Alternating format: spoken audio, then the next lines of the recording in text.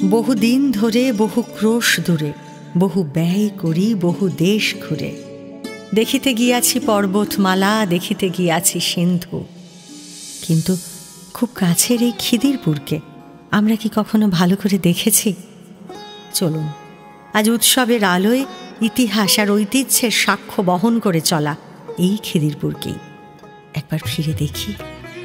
বাংলা সাহিত্যের ৩ প্রবাদ ও প্রতিম ব্যক্তিত্ব জড়িয়ে রয়েছেন এই খিদিরপুরের মাটির সঙ্গে।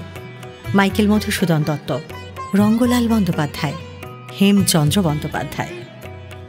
রেখমা দাসের মনে এমিনতি করি পদে, জন্মভূমির প্রতি বাঙালির এই চিরকালীন আবেদন মাইকেল মধুসূদন দত্ত যখন লিখেছিলেন, তখন হয়তো তিনি এই খিদিরপুরকেই স্মরণ করেছিলেন।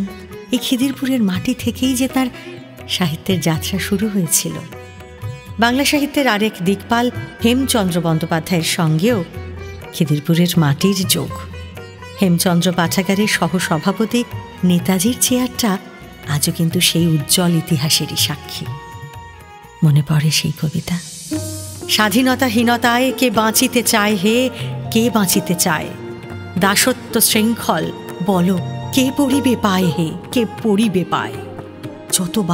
যতবার বাঙালি দাঁতে দাঁত চেপে উচ্চারণ করেছে এই শব্দ, ততবার এই খিদিরপুরের মাটি ভিজে উঠেছে তার আরেক সন্তান রঙ্গলাল বন্দ্যোপাধ্যায়ের স্মৃতিকে যুগ যুগ ধরে বুকের মধ্যে ধারণ করে রেখে।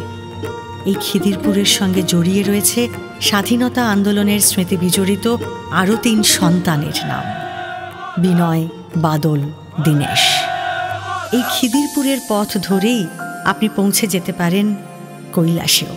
সাধক কবি রামপ্রসাদ সেন যেদিন থেকে জয়নারায়ণ ঘোষালের প্রতিষ্ঠিত শিব মন্দিরকে সাক্ষাৎ কৈলাস বলে ডেকেছিলেন, তারপর থেকে তাঁর জমিদারিটি ভূকৈলাস নামে লোকের মুখে মুখে ফেরে।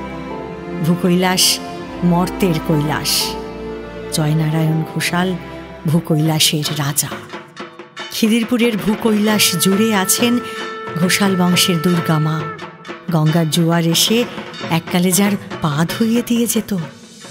আর রয়েছে খিদিরপুর স্টক, বিশ্ববাজারের সঙ্গে বাণিজ্যের গর্বিত লেনদেনের এমন নজির আর কোথাও খুঁজে পাবে না তো কেউ। কিন্তু এই গর্বের ইতিহাস, ঐতিহ্য সব কি একেবারে জলে চলে যাবে? সত্যি ডুবে যাবে স্পর্ধার ভূকৈলাস? আগামীর জন্য আমরা কোন ভরসা রেখে যাব? এখনো সময় আছে। আসুন সবাই মিলে একসাথে এই ঐতিহ্যময় খিদিরপুরকে ভেসে যাওয়া থেকে বাঁচিয়ে রাখি, প্রাণ দিয়ে আগলে রাখি আমাদের ইতিহাস, আমাদের বর্তমান, আমাদের ভবিষ্যৎ, আমাদের অস্তিত্ব রক্ষার জন্য।